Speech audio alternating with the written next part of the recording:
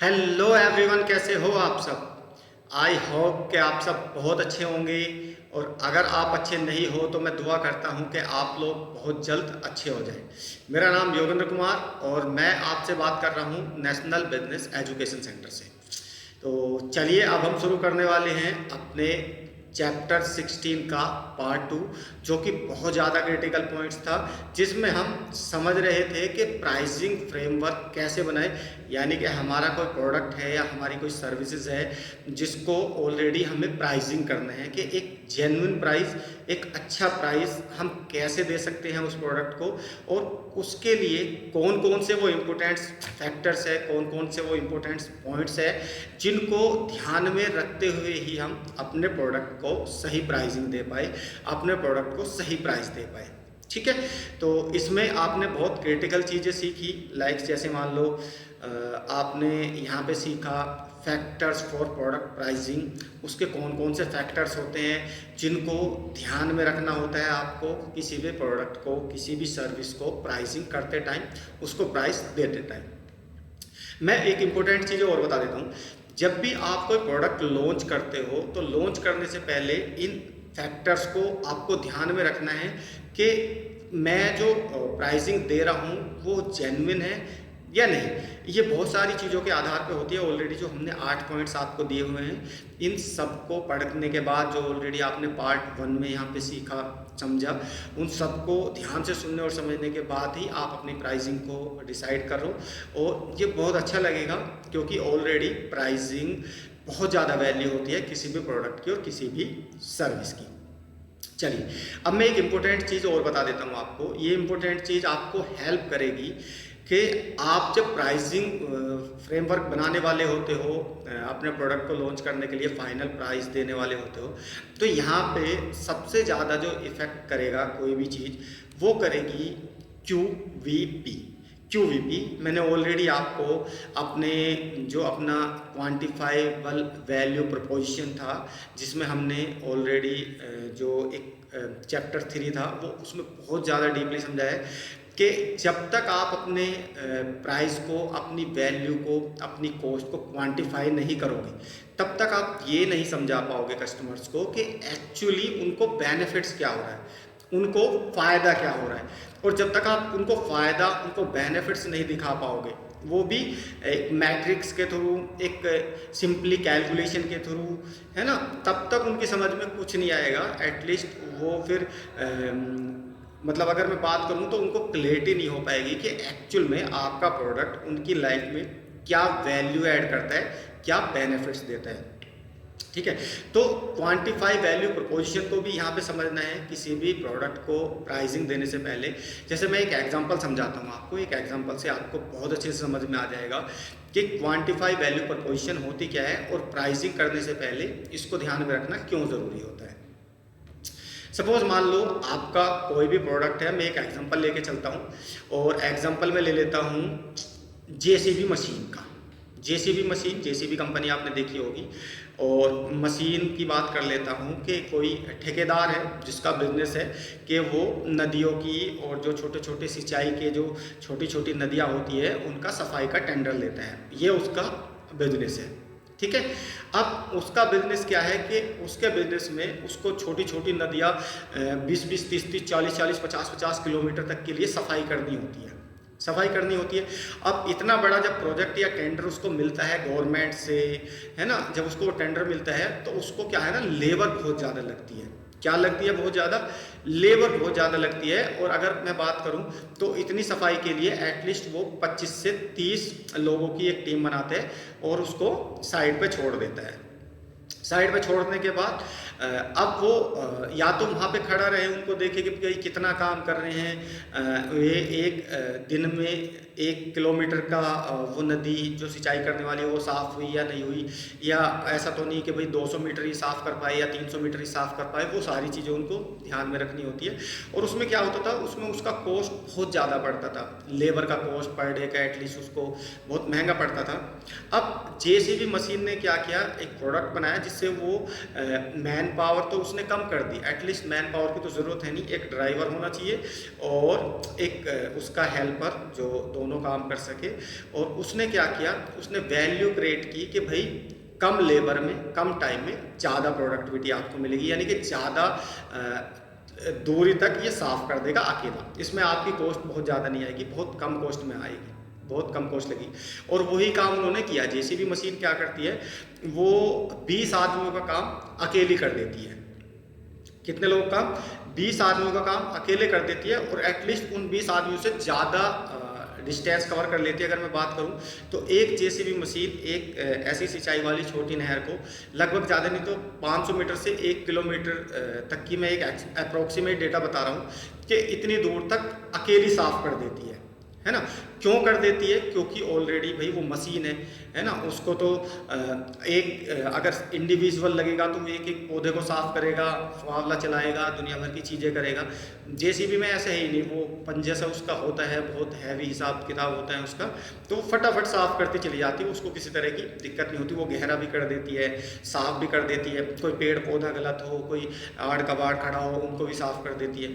तो वहाँ पे एक जो वैल्यू क्रिएट हुई उस ठेकेदार के लिए, वो हुई कि यार मुझे ज़्यादा माथापच्ची नहीं करनी, मैं एटलीस्ट 2 मशीनें रख लूँगा और 2 मशीनें मेरा छोटा मोटा जो मेरा बिजनेस है वो कवर कर लेगी, कोई दिक्कत नहीं, मैं 20-25 लोगों पे ध्यान नहीं रख सकता। तो वहाँ पे जो उसको वैल्यू क्रिएट होती दिखाई दी, वो होती है ज़्यादा लोगों के साथ माथापच्ची ज़्यादा करनी पड़ती है।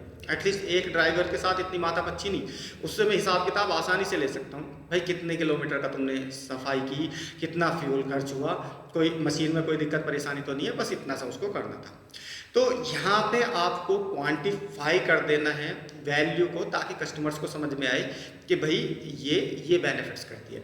और जो main moral of the story जो निकल के आता है कि ये मशीन 20 आदमियों का काम अकेले कर सकती है, यानी कि आपको 20 लोगों के साथ माथापच्ची करने की जरूरत नहीं है। ये अकेली मशीन 20 लोगों के बराबर काम कर सकती है, ठीक है।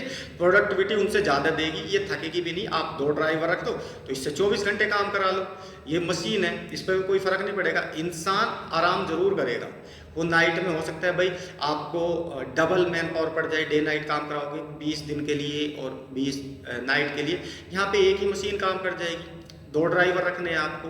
तो वहाँ पे उसको वैल्यू दिखी कि मेरी ऑलरेडी 24 घंटे भी मैं काम कराता हूँ, तो 2 बंदों के साथ इससे काम करा सकता हूँ। जब उसको वैल्यू समझ में आई, तो उसके लिए फिर वो जो प्राइसिंग होता है वो बहुत ज़्यादा नहीं, क्योंकि हो सकता है भाई वो टेंडर लंबे टाइम तक करना चाहता हो, उसके अच्छे रिलेशंस हो और वो 10, 15, 20 साल इसी में ही अपना फ्यूचर देखता हो कि मैं यही काम करूँगा, तो वो 1 या 2 जेसीबी मशीन लेके स्टार्ट कर सकते हैं, उसको ज़्यादा माथापच्ची करने की जरूरत नहीं होगी। तो वो अपना लॉन्ग टाइम देखेगा कि एटलीस्ट मैं 10-15 साल में कितना पैसा सेव करूँगा और कितनी मशीनें मेरे लिए इनफ रहेगी ताकि मैं अच्छे से काम को कर पाऊँ। तो यहाँ पे आपको क्या करना है, क्वांटिफाई करना है बेनिफिट्स को कस्टमर्स के साथ, कस्टमर की समझ में आराम से आ जाए कि भाई उसको क्या बेनिफिट्स हो रहा है। एक एग्जांपल और लेता हूँ मैंने ऑलरेडी पहले भी दिया हुआ है। जैसे मान लो सपोज एक बाइक है ना, और वो बाइक ऑलरेडी जो एवरेज देती है वो 100 रुपये में आपको एटलीस्ट जो है भाई वो 60 किलोमीटर का एवरेज देती है, यानी कि 100 रुपये का पेट्रोल डलवाओ और 60 किलोमीटर जाओ। और एक बाइक है कि भाई वो 100 रुपये का तेल डलवाओ, 40 किलोमीटर चलती है, यानी कि आपने उसको क्वांटिफाई कर दिया कि ये 20 किलोमीटर ज़्यादा चलेगी 100 रुपये में। और दूसरे वाले ने क्या किया, भाई ये 20 किलोमीटर कम चलेगी 100 रुपये के पेट्रोल में। जैसे ज़्यादा हैवी इंजन की बाइक होगी तो वो ऑलरेडी कम चलेगी, और कम इंजन की बाइक होगी, जो कम सीसी की बाइक होगी, वो तेल कम पिएगी, एवरेज ज़्यादा देगी। अब ये कस्टमर्स को डिसाइड करना है कि उसको महंगे वाली वो लेनी है बाइक, मतलब अच्छे इंजन की, मजबूत इंजन की चॉइस है उसकी, या फिर उसको एक एवरेज बाइक लेनी है जो ज़्यादा एवरेज दे सके। तो जब चीज़ें क्वांटिफाई हो जाती है, जब चीज़ों में सामने वाले को अपना प्रॉफिट आसानी से दिखता है, उस केस में वो डिसाइड कर पाता है कि इनका प्रोडक्ट की मेरी लाइफ में क्या वैल्यू ऐड हो रही है, मुझे क्या बेनिफिट्स हो रहा है। तो जब भी आप अपना कोई प्रोडक्ट का प्राइस, अपनी सर्विस का प्राइस डिसाइड करने वाले हो, तो quantify, QVP, quantify value preposition को एनालिसिस करके उस हिसाब से भी उनको बता सकते हो कि मेरा ये प्रोडक्ट आपके लाइफ में ये वैल्यू ऐड कर। करने वाला है। आपका टाइम बचा रहा है या आपका पैसा बचा रहा है या आपकी इमेज बढ़ा रहा है, वो जो भी होगा वो आपको पता होना चाहिए आपके प्रोडक्ट के हिसाब से क्या चीज़ उसको ज़्यादा वैल्यू ऐड करती है उसकी लाइफ में।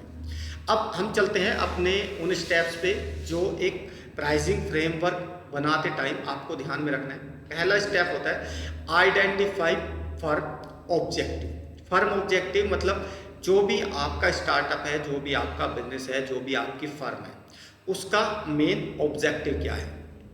क्या उसका मेन ऑब्जेक्टिव ये है कि भाई वो अभी पैसा नहीं कमाना चाहता, अभी वो फ्री ऑफ कॉस्ट सिर्फ कस्टमर्स को एक्वायर करने में लगा हुआ है, सिर्फ कस्टमर को एक्वायर कर रहा है। जैसे जियो ने आपने देखा कि उसने पहले 6 मंथ के लिए फ्री नेट दिया, फिर और 3 महीने बढ़ा दिए, फिर और 3 महीने बढ़ा दिए, फिर और 3 मंथ बढ़ा दिए। यानी कि वहाँ पे ऑब्जेक्टिव क्या था? ऑब्जेक्टिव था कि ज़्यादा से ज़्यादा लोगों को टारगेट करना, यानी कि उनका ऑब्जेक्टिव था कि ज़्यादा से ज़्यादा लोगों तक हम पहुँचे।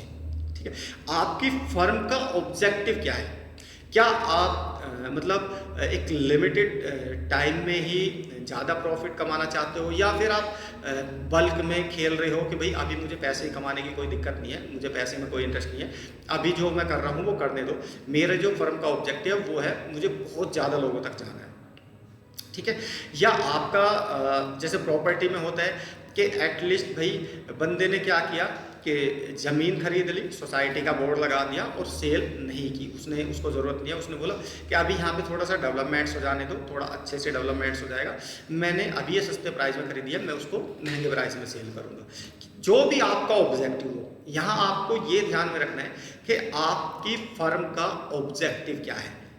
जैसे मान लो मैंने एक चीज़ आपको बताई थी कि जो एक मैंने आपको अभी 2-3 दिन पहले एक चीज़ बताई थी जिसमें मैंने आपको बताया था कि सपोज मान लो भाई आपको तो प्रॉफिट निकालना है, आप वो कैसे निकालोगे, क्या गुना है, क्या गणित है लगाया है आपने, क्या मैट्रिक्स लगाए हैं आपने, वो आप ही को पता होनी चाहिए।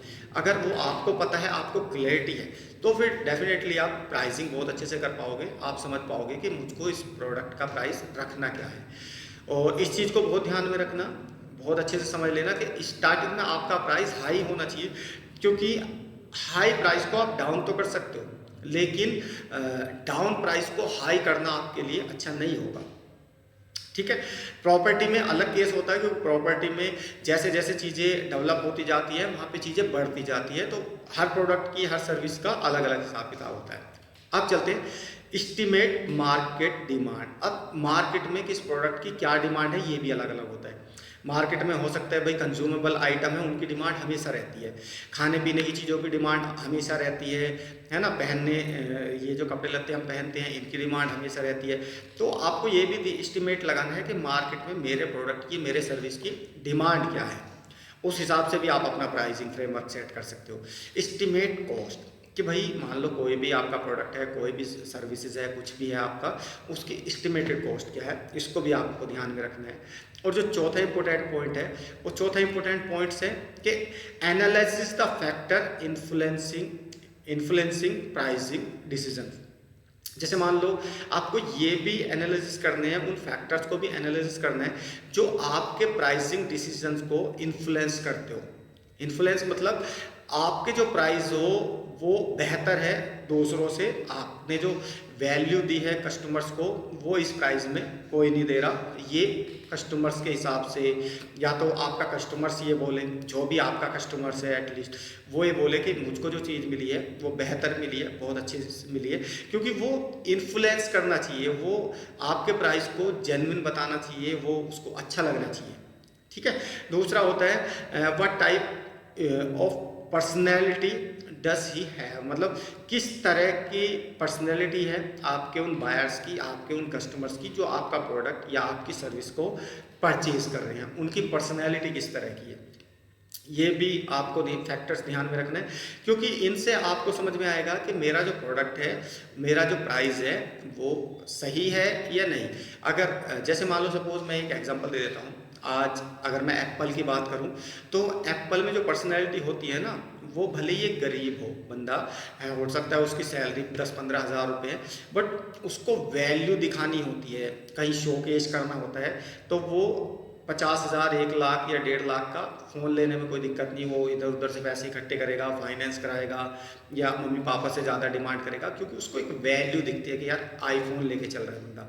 तो यहाँ पे ये भी ध्यान रखना है कि आपके जो बायर्स है उनकी पर्सनैलिटी किस तरह की है, उनका पर्सोना क्या है, उनकी पर्सनैलिटी किस तरह की है, कौन आपके प्रोडक्ट के प्राइस को इन्फ्लुएंस करता है, किसको दिक्कत नहीं होती आपके प्राइस से। तो इन चीज़ों को भी आपको ध्यान में रखना है जब भी आप किसी प्रोडक्ट को लॉन्च करने से पहले उसका फाइनल प्राइस टैग बनाओ।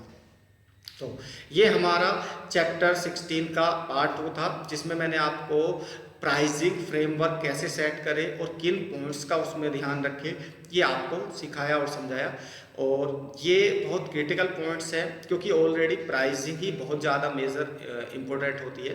प्राइसिंग अगर आपने बहुत अच्छे से कर ली, कॉस्टिंग आपने अच्छे से निकालनी सीख ली, तो आप बहुत ज़्यादा अच्छे से समझ पाओगे कि एटलीस्ट 2 साल 10 साल नहीं, अगर मैं लाइफ टाइम अपने बिजनेस को बहुत अच्छे से चलाऊंगा तो मैं लॉसेस में तो नहीं जाने वाला, क्योंकि आपने प्राइसिंग जो की है ना वो बहुत जेन्युइन की है। आपने 10 साल 15 साल को देखते हुए प्राइसिंग की है, अगर आपका प्रोडक्ट ऐसा है जो कंटिन्यू मार्केट में चलने वाला है।